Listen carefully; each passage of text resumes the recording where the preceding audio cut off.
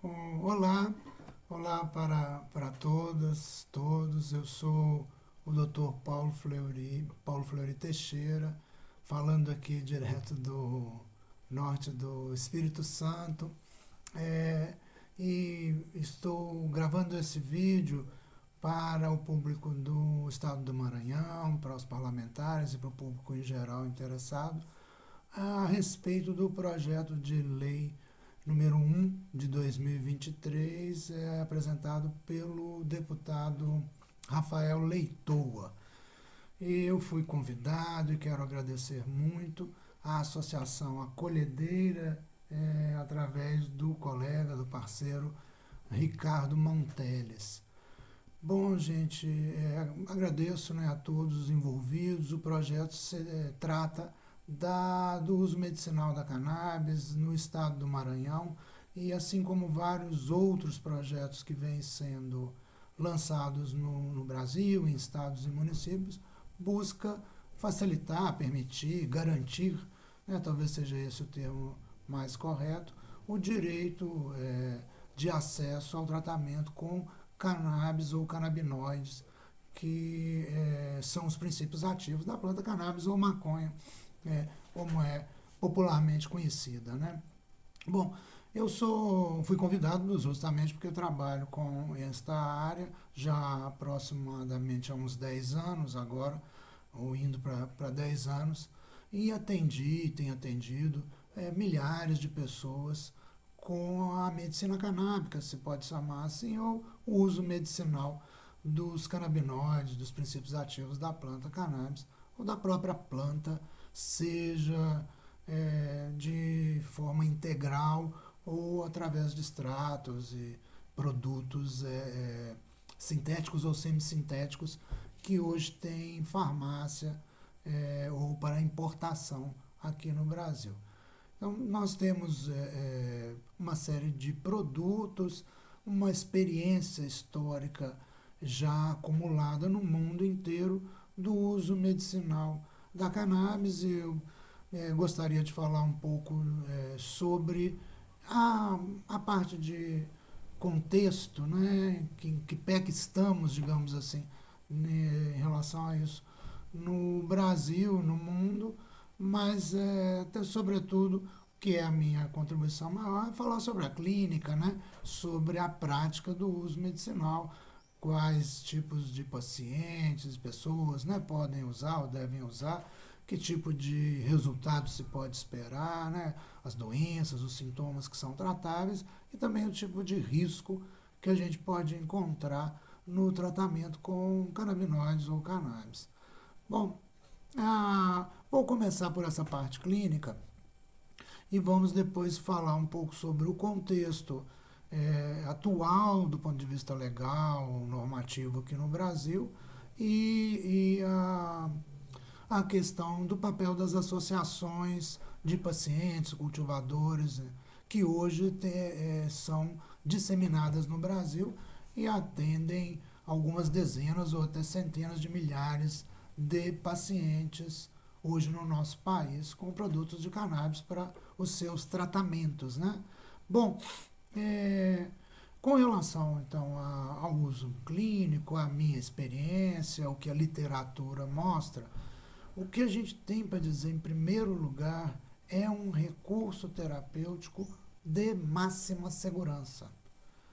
Eu estou me referindo à planta, maconha ou cannabis, ou aos seus princípios ativos, seja isolados ou combinados de qualquer maneira. A planta maconha ou cannabis tem, então, como seus principais princípios ativos os chamados canabinoides, né, que são moléculas, né, da planta que têm uma similaridade de ação muito grande com algumas substâncias que já nosso organismo produz. Então, o que a gente produz ficou convencionado se chamar de endocannabinoides, porque são produzidos pelo nosso próprio corpo internamente, né? Por isso endocannabinoides, e ao passo que os da planta são chamados canabinoides só ou fitocannabinoides, mas eles têm ações muito similares, ou seja, a planta ela mimetiza, né, substâncias que nós próprios produzimos no nosso dia a dia e que têm funções regulatórias, basicamente, no nosso organismo, funções de equilíbrio, se a gente pode dizer, e o que é mais bem conhecido é a ação a nível do sistema nervoso central. E aí, claramente, essa função de equilíbrio se dá através da inibição, do controle, da redução dos estados hiperexcitatórios, ou seja, quando a gente tem neurônios superexcitados e com descargas, né, excessivas e reincidentes ou constantes, você vai, em geral, obter um bom controle disso com os canabinoides, ou seja, quaisquer deles em geral, ou especificamente a gente, ao falar de canabinoides da planta, estamos falando de dois que são os mais importantes, o tetrahidrocannabinol, THC, e o CBD, o canabidiol. Eles são os mais importantes porque são os mais frequentes, que têm maior concentração, né, mais facilmente encontrados nas plantas, e são também aqueles que a gente tem maior conhecimento dos efeitos clínicos nas pessoas, né? Se tem uma experiência maior, justamente que são os mais presentes, dos efeitos desses canabinoides no nosso organismo e em diversos sintomas ou distúrbios ou doenças, né? Então, basicamente, o efeito dos canabinoides é esse. Reduzir esses estados hiperexcitatórios ou controlar o nosso sistema nervoso central. Então, obviamente, de modo já direto, existe um conjunto de distúrbios ou doenças que são potencialmente tratáveis, né? Por conta desse efeito, são exatamente aqueles que são caracterizados por esses estados hiperexcitatórios ou crises nesse sentido. Então, crises convulsivas, as epilepsias, né, por exemplo, e estados neuropsíquicos com essas características excitatórias, por exemplo, autismo, TDAH, os estados de ansiedade, bipolaridade, insônia, mesmo estados depressivos com conteúdo compulsivo, né, sobretudo, e diversos outros transtornos neuropsiquiátricos podem ser tratados, podem ser bem controlados com os canabinoides. Isso se estende a um conjunto muito mais amplo, né, de distúrbios e doenças de outras áreas que não neurológicas, né? Um dos aspectos centrais do uso medicinal dos canabinoides é o controle da dor. Há um resultado muito positivo, seja por um efeito sedativo direto, né, de controle da dor, assim como também por um efeito anti-inflamatório, né, dos canabinoides.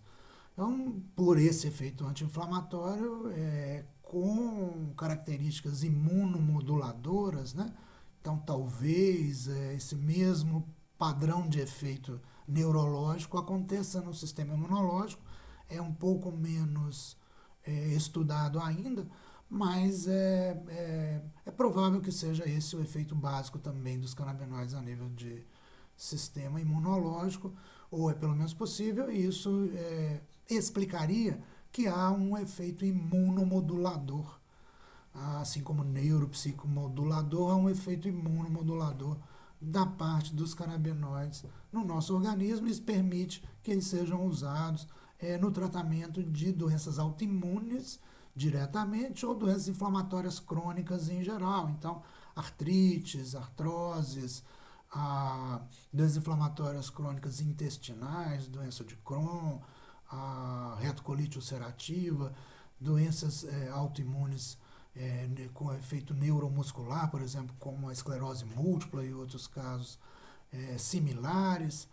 E, enfim, um conjunto muito amplo, né, de distúrbios ou doenças neuropsíquicas e inflamatórias crônicas, o controle da dor. Isso abrange praticamente todo o conjunto dos efeitos ou distúrbios, problemas que a gente pode tratar bem com a cannabis ou com os canabinoides. Obviamente, tendo efeito positivo, e tem com uma margem muito boa de segurança, uma efetividade, né, que se mostra alta na experiência clínica, e já em alguns estudos clínicos avançados para algumas dessas patologias. Então a gente tem uma segurança clínica alta de efetividade e uma experiência de ensaios clínicos, né, pesquisa clínica, se desenvolvendo progressivamente, mas já com alguns resultados bem consolidados em algumas áreas. Então, esqueci de dizer do conjunto dos distúrbios neurológicos, os distúrbios neurodegenerativos, o Alzheimer, as demências, as doenças de Parkinson. Ainda que a gente não tenha resultados excelentes na recuperação funcional de pacientes com esses quadros, por exemplo, avançados desses distúrbios, a gente sempre tem ganhos associados para a saúde e a qualidade de vida. E em alguns desses casos a gente tem retornos muito bons também do ponto de vista dos sintomas principais, seja de Alzheimer, seja de Parkinson, por exemplo, ou outros casos de demência, outros casos de doença neurodegenerativa, em que a gente consegue, então, recuperação de funcionalidades perdidas, né, capacidades e funcionalidades perdidas de modo muito impressionante. E há alguma coisa que, por fim, justifica, mesmo sem pesquisas clínicas suficientes para comprovar a efetividade, justifica o uso dos canabinoides num conjunto vasto de distúrbios que são abrangidos por esses grupos que eu referi aqui, é o fato de que os canabinoides são de baixíssima toxicidade ou de máxima segurança, sobretudo na comparação com os medicamentos que, em geral, são utilizados para o tratamento dessas doenças. Você pensa, por exemplo, controle de dor grave. O que nós temos como padrão de tratamento para controle da dor grave no Brasil e no mundo?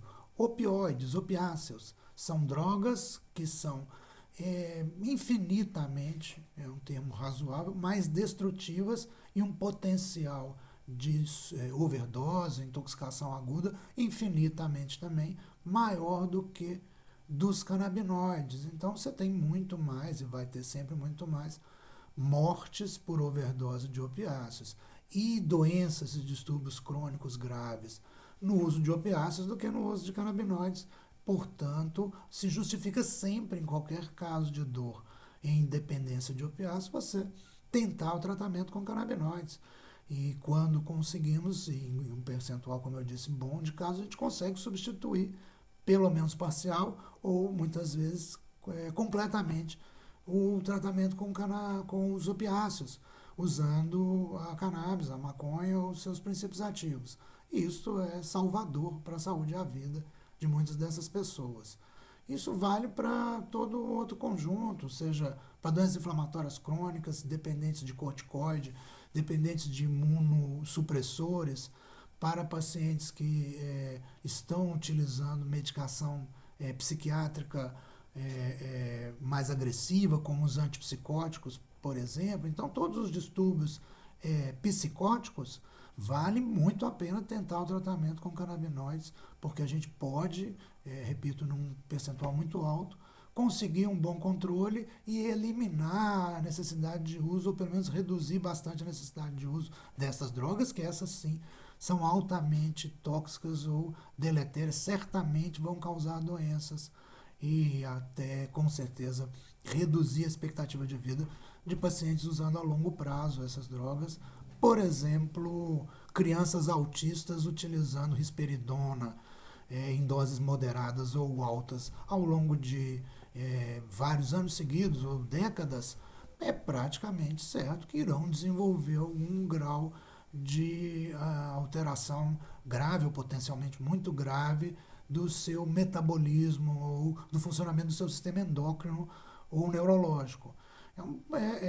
Evidentemente, é muito melhor se a gente pode substituir essa droga pelos canabinoides ou pela maconha propriamente. Isso vale também para os casos de dependência química em geral, porque comparado com qualquer outra droga de uso corrente no Brasil e no mundo, em geral, os canabinoides são muito mais seguros e permitem, então, um recurso, ou constituem, né, um recurso que permite, do mesmo modo que essas medicações que eu estava dizendo, uma redução, pelo menos, ou eventualmente o controle completo da dependência destas drogas. Isso vale para cocaína, crack, como vale para álcool e cigarro, vale para fentanil, né, que é a droga da moda nos Estados Unidos e deve chegar mais aqui, como vale para o Zolpidem, que é a droga da moda aqui hoje no Brasil, e todas as demais em geral. Não há restrições, o que é muito importante dizer, não há restrições de uso dos canabinoides associado a essas drogas em geral.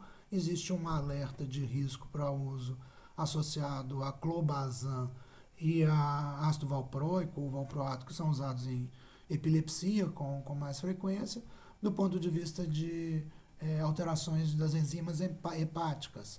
Isso no caso de altas doses de CBD.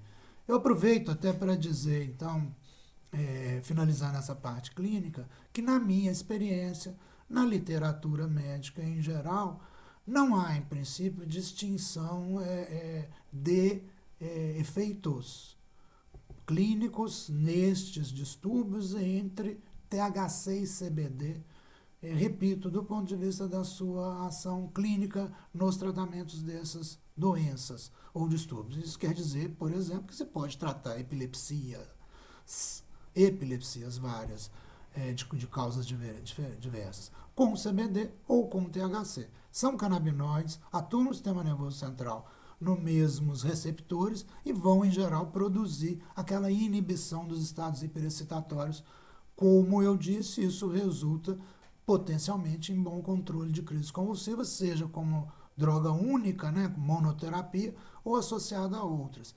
Isso vale para controle de dor, isso vale para os distúrbios psiquiátricos em geral. Também podemos utilizar produtos à base de CBD, podemos utilizar produtos à base de THC com segurança e efetividade similares. Esta é uma visão tanto polêmica, porque há toda uma tentativa em curso no mundo nesse processo de legalização do uso medicinal da cannabis, que está sendo amplamente disseminado, né, mundialmente nos últimos anos, já há alguma década, um pouco mais, né? Algumas décadas em alguns lugares. Então, nesse processo, houve e continua havendo uma tentativa de se manter ou restringir, né, o THC ao uso social, ao uso recreativo, ao uso popular da maconha e trazer apenas o CBD para o campo do uso medicinal. Na minha visão, isso é uma tolice que se explica pelo contexto proibicionista, né, em que isso tudo está ocorrendo, em que há uma necessidade de se justificar ainda a condenação historicamente feita à maconha e aos canabinoides como produtos de alto risco. Eu estou insistindo aqui que justo o contrário, seja THC ou CBD, são produtos de baixíssimo risco comparado com qualquer dessas drogas psiquiátricas ou recreativas que são utilizadas para os mesmos casos ou com os mesmos objetivos, né? Então, seja comparado com o álcool, seja comparado com a nicotina, seja comparado com o Rivotril ou com a risperidona, ou com o valproato de sódio, ou com os opiáceos, ou com os corticoides, os canabinoides, seja THC ou CBD, são muito mais seguros e muitas vezes mais eficientes também. E, portanto, está justificada a sua tentativa nestes casos que eu citei. Estamos tocando na questão, então, já do contexto, né, em que essa legalização, que esse processo de absorção, né, da reabsorção do uso medicinal da maconha pela nossa sociedade vem acontecendo. Todo mundo, em geral, sabe que existe uma tradição histórica antiga de uso medicinal da maconha nas mais diversas culturas mundiais. e que isso foi interrompido no início do século passado, né, aproximadamente 100 anos atrás, um pouco menos disso, por um processo de condenação que se alastrou no mundo, associado à condenação de diversas outras drogas, e se preservou de modo totalmente paradoxal o álcool e a nicotina, né, o tabaco, que são drogas de alta toxicidade comparadas aos canabinoides. São, como eu já disse algumas vezes, infinitamente mais tóxicas e promovem mais riscos em todos os níveis, seja psicológico, no caso do álcool, psicossocial e orgânico, né, a vida e a saúde. Então, não se justificou jamais, do ponto de vista medicinal, a proibição da maconha numa sociedade que autoriza o livre uso do álcool, por exemplo. Então é um absurdo médico-científico, é um absurdo histórico, e na tentativa de preservar esse absurdo, se tem tentado condenar o THC e trazer o campo do CBD para o campo dos agentes não psicoativos. Não é verdade. Tanto o THC quanto o CBD são psicoativos e basicamente o que é sobretudo diferente entre ambos é que o THC é a agente mais potente, ou muito mais potente, da planta. E isso permite eventualmente tratamentos com doses muito menores, o que pode ser muito útil do ponto de vista da economia, né, dos tratamentos em geral, e até do ponto de vista da segurança, já que a gente tem que usar doses mais baixas. E isso, por exemplo, para o metabolismo hepático pode ser importante. Bom, o fato é, tivemos esse longo período de condenação da maconha e, em parte, ainda estamos vivendo ele, porque está acabando num processo histórico que já avançou muito, mas ainda falta muito para uma reabsorção, né, do uso livre da maconha na nossa cultura ou sociedade. Agora, do ponto de vista do uso medicinal, já avançou muito mais do que do ponto de vista desse uso popular em geral. E nosso tema aqui é o uso medicinal, né? Então vamos ficar nele. Olha, o que a gente pode dizer com segurança, né, em relação a, ao que já se fez e que há no Brasil, né, em termos de base legal, é que a Anvisa, que é o órgão regulador, autorizou a prescrição e, portanto, o uso medicinal, seja de CBD, seja de THC, ou de, basicamente, produtos à base de maconha, de alto teor de CBD ou de THC. Existem produtos assim em farmácia, existem assim, produtos assim para importação. É, e tem autorizado também a Anvisa produtos sintéticos, semissintéticos e produtos diretamente derivados da planta, que costuma se chamar full spectrum. Isso me permite dizer que a gente tem uma autorização para o uso medicinal da planta no Brasil, ainda que isso tenha contradições. A justiça tem entendido assim largamente e autorizado habeas corpus para os cultivos pessoais, associações têm sido autorizadas. E o que acontece em termos de mercado é que a gente ficou com uma restrição muito grande dos produtos autorizados pela Anvisa, seja na farmácia, seja para importação, em função do preço.